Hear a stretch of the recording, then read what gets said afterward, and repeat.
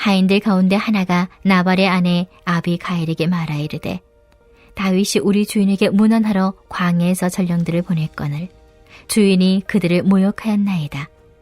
우리가 들에 있어 그들과 상종할 동안에 그 사람들이 우리를 매우 선대했으므로 우리가 다치거나 잃은 것이 없었으니 우리가 양을 지키는 동안에 그들이 우리와 함께 있어 밤낮 우리에게 담이 되었음이라. 그런즉 이제 당신은 어떻게 할지를 알아 생각하실지니 이는 다윗이 우리 주인과 주인의 온 집을 해하기로 결정하였음이니이다. 주인은 불량한 사람이라 더불어 말할 수 없나이다 하는지라.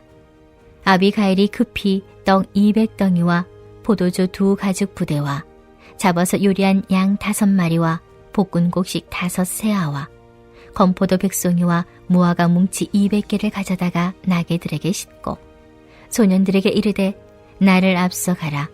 나는 너희 뒤에 가리라 하고 그의 남편 나발에게는 말하지 아니하니라. 아비가일이 나귀를 타고 산 호젓한 곳을 따라 내려가더니 다윗과 그의 사람들이 자기에게로 마주 내려오는 것을 만나니라. 다윗이 이미 말하기를 내가 이 자의 소유물을 광야에서 지켜 그 모든 것을 하나도 손실이 없게 한 것이 진실로 허사라. 그가 악으로 나의 선을 갚는도다. 내가 그에게 속한 모든 남자 가운데 한 사람이라도 아침까지 남겨두면 하나님은 다윗에게 벌을 내리시고 또 내리시기를 원하노라 하였더라. 할렐루야! 우리 사랑하는 성도 여러분, 주님의 이름으로 사랑하고 축복합니다.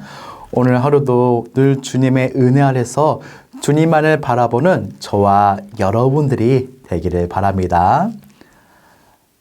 나발이 다윗의 부하들을 모욕 주며 돌로 보내는 동안 그 모습을 지켜본 일부 하인들이 있었습니다.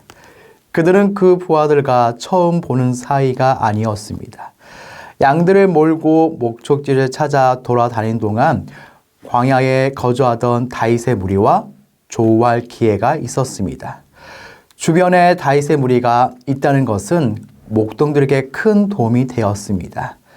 작지 않은 군사력을 가졌던 다윗의 무리는 밤낮으로 나발의 가축을 보호하는 역할을 해주었고 그 과정에서 친분을 다질 기회가 있었겠지요.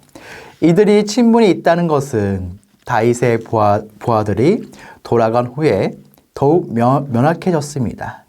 누군가가 하인들에게 지금 다윗이 매우 화가 많이 나 있으며 곧 나발의 집안을 공격할 것이라는 그 사실을 전해 들을 수 있었기 때문이죠.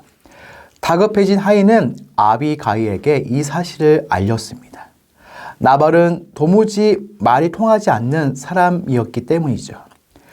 상황 파악을 한 아비가일은 신속하게 움직이기 시작했습니다. 18절에서 19절 말씀입니다. 아비가일이 급히 떡 200덩이와 포도주 2가죽 부대와 잡아서 요리한 양 5마리와 볶은 곡식 5, 새와 건포도 100송이와 무화과 뭉치 200개를 가져다가 나귀들에게 싣고 소녀들에게 이르되 나를 앞서가라. 나는 너희 뒤에 가리라 하고 그의 남편 나발에게는 말하지 아니하니라. 아멘. 가끔은 누구나 경험하는 일 하나를 소개하고자 합니다. 직장에 다니는 어떤 사람이 있었어요. 이 사람은 직장인들이 흔히 그러하듯이 상사에 대한 스트레스와 가정한 업무 등 매일 참아내며 직장을 다니고 있었습니다. 때로는 상사에게 모욕적인 말을 들어도 가정에 대한 책임감으로 참고 다녔죠. 주위 사람들은 그에게 성격이 무던한 사람이라고 칭찬을 하기도 했습니다. 그러던 어느 날이었어요. 그날도 직장일로 시달려 피곤한 몸을 이끌고 집에 돌아왔는데 아이들이 학원도 빼먹고 집에서 TV만 보고 있는 것이었어요. 아빠인 자신은 갖은 힘든 일을 찾아가며 직장 생활을 하고 있는데 아이들은 공부는 안 하고 집에서 TV만 본다고 생각이 들어서 화가 났고 애쓰며 직장에 다니는 자신이 한심스러운 생각까지 들었습니다. 그래서 아이들에게 소리를 지르며 당장 들어가서 공부하지 못하느냐고 혼내기 시작했습니다. 그리고 아내에게도 집에서 하는 일이 뭐냐고 화를 거치게 내다가 부부싸움을 하게 되었어요.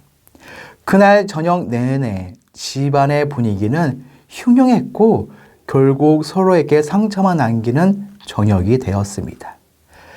이 이야기를 통해서 제가 전해드리고 싶은 메시지가 바로 오늘 본문 안에 들어 있습니다.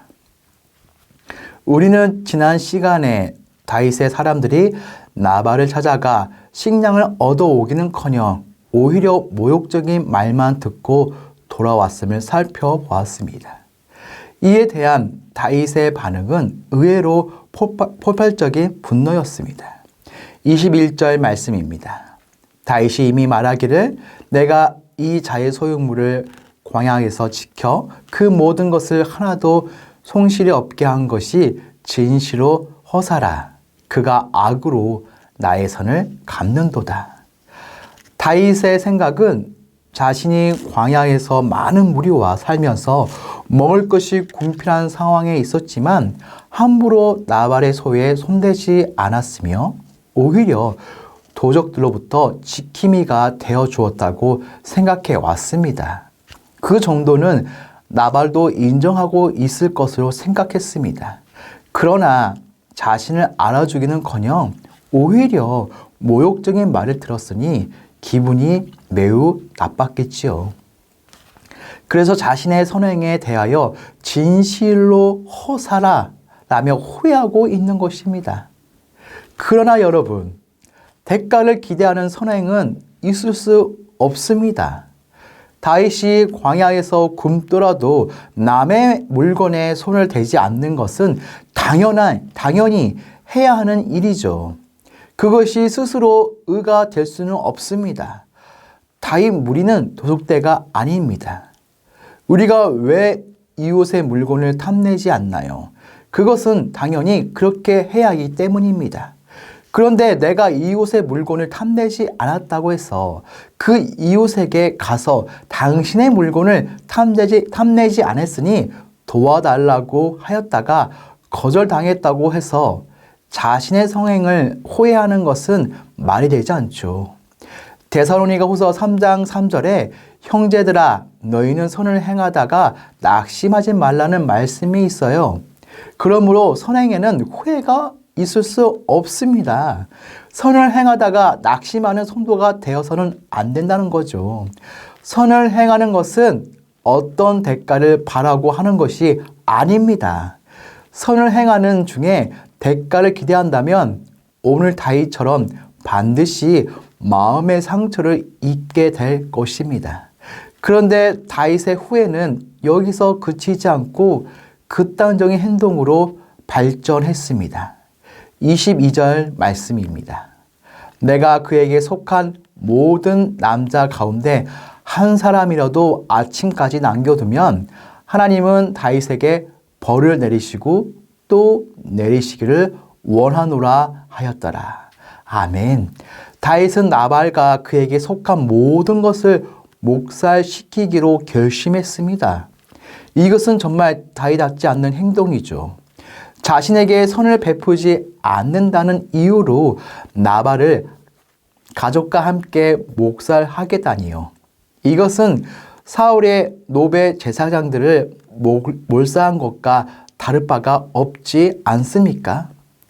분명 다윗은 지금 실수를 하고 있어요. 다윗은 지금 비정상적으로 감정이 분노로 폭발하고 있는 것입니다. 다윗은 지금까지 큰 고난을 잘 참아왔습니다. 사울이 자신을 그토록 죽이려고 따라다녔어도 죽일 기회에 죽이지 않고 살려주는 그 사랑과 아량을 베풀었던 사람입니다. 그런데 지금 다윗은 자신에게 모욕적인 말을 했다고 해서 무서운 학살을 실행에 옮기려고 하는 중입니다. 다윗은 갑자기 왜 이런 극단적인 판단을 하게 되었을까요? 저는 다윗이 그동안 광야 생활로 몸과 마음이 많이 지쳐 있었기 때문이라고 생각합니다. 처음에는 참을만 했고 자신의 생명을 위협하는 사울을 살려줄 만큼 여유도 있었지만 이제 그마저도 모두 사라져 버렸을지 모릅니다. 다윗에게는 밀도가 높아진 그 감정을 위한 출구가 필요했습니다. 그것이 하나님께 부르짖으며 기도하는 것이 되었으면 좋으려만 사탄은 한 발 앞서 터지기 직전에 그 다윗의 마음에 예리한 송곳을 갖다 댄 것이죠. 믿는 자에게는 인내가 필요합니다. 그러나 성경적인 인내는 쌓아두고 참는 것을 말하는 것이 아닙니다. 마음속에 해결되지 않는 그 감정을 쌓아두는 인내가 아니라 바로 해결하는 그 자세가 필요합니다. 그렇다면 이렇게 바로 해결하는 그 방법에는 무엇이 있을까요? 기도가 있습니다. 또는 찬양이 있고요. 또는 말씀이 있습니다. 우리는 힘들고 어려울 때 위로자가 되시는 그 하나님께 기도하고 찬양하고 말씀을 볼 수 있습니다. 그러므로 매일 습관을 따라 기도하는 것은 정말 중요한 것입니다. 이것을 통해 하나님께 우리의 마음을 어루만져 주시기를 간구할 수 있습니다. 또한 쌓인 분노의 그 마음은 사탄의 공격 대상이 될 수 있습니다. 감정을 쌓아두면 예상치 못한 그 사소한 것에서 넘어지는 경우가 생길 수 있다는 거죠. 우리는 커다란 그 사탄의 시험은 잘 이겨냅니다. 살인하지 않고 도둑질하지 않고 남의 아내를 탐내지 않습니다. 주의를 거룩하게 잘 지킵니다. 그러나 우리의 삶 속에서 의외로 작은 일들에는 얼마나 그 감정을 다스리지 못하고 분노하는 실수를 하는지 모릅니다. 우리가 사탄의 시험에 넘어지는 것을 보면 의외로 사소한 것에 넘어지는 경우가 많다는 것입니다. 사랑하는 여러분, 사탄은 우리의 강한 부분을 건드리지 않습니다. 도둑이 담을 넘기 전 가장 수월해 보이는 그 부분을 찾듯이 사탄도 우리의 마음 가운데 가장 약한 부분을 찾습니다. 우리가 지금 무엇에 가장 스트레스를 받고 있는가? 무엇에 가장 열등감을 느끼고 있는가? 그래서 우리가 필요 이상으로 예민하게 반응하는 그것을 사탄은 찾고 있습니다. 그리고 발견하는 듯이 집요하게 그 부분을 공격하는 것이 사탄의 전략인 것이지요. 나발은 17절 뒷부분에서 그 하인들을 인정하는 바와 같이 더불어 말할 수 없을 정도로 불량한 사람입니다. 다윗의 지위를 생각하면 이런 불량한 사람은 다윗의 생애에 큰 가치가 없는 사람입니다.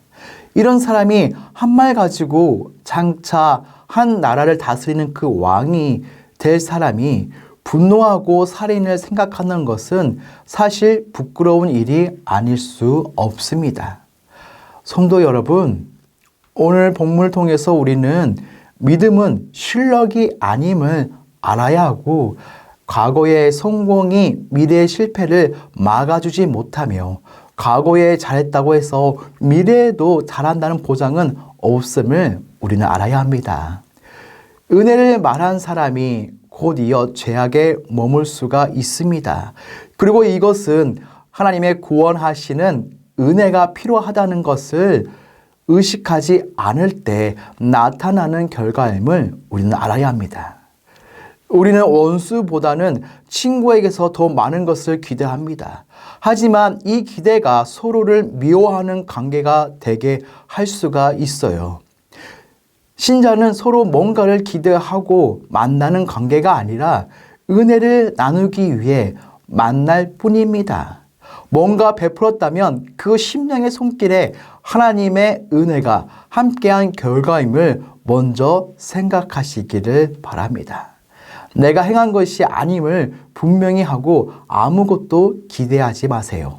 나 역시 하나님의 은혜가 필요한 존재임을 날마다 되새기며 살아가시기 바랍니다. 사실 조금만 일에서도 마음이 토라지고 분노하고 다투는 우리의 실체를 생각하면 부끄러울 수밖에 없지 않습니다. 이러한 우리를 구원하기 위해 세상에 오신 그리스도의 은혜가 참으로 크다 할 수 없습니다. 오늘 하루도 우리가 해야 할 일을 날마다 그리스도 안에 주어진 하나님의 은혜에 머무는 것이라는 그 사실을 기억하시면서 인내하며 주님을 바라보는 저와 여러분들이 되시기를 바랍니다. 우리 다 같이 기도하는 시간을 가지겠는데요. 우리 첫째로 제게 지혜를 주셔서 바른 상황 판단과 겸손함으로 위기를 헤쳐가게 하소서.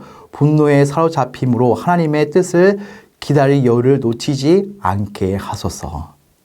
둘째로 하나님의 방법인 기도로 세워가는 선전 건축되게 하시며 교회가 한마음 되어 선전 건축을 감당하게 하소서. 우리 기도 제목을 가지고 기도하는 시간을 가지겠습니다.